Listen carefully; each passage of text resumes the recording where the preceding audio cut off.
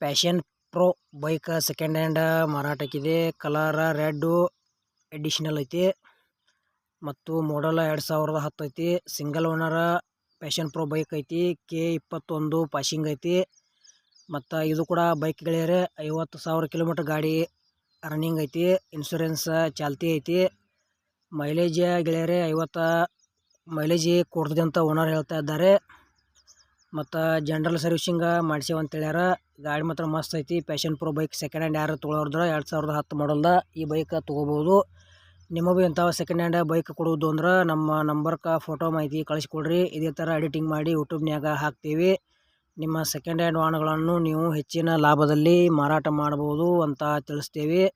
Passion pro ಬೈಕ್ದಾಗ ಏನು rate ಹೇಳ್ಯಾರಪ್ಪ ಅಂದರೆ 2010 ಮಾಡಲ್ ಐತಿ. ಬರೀ 20,000 ರೂಪಾಯಿ ಹೇಳ್ಯಾರ. ಸ್ವಲ್ಪ ಹೆಚ್ಚು ಕಡಿಮೆ ಆಕೈತಿ.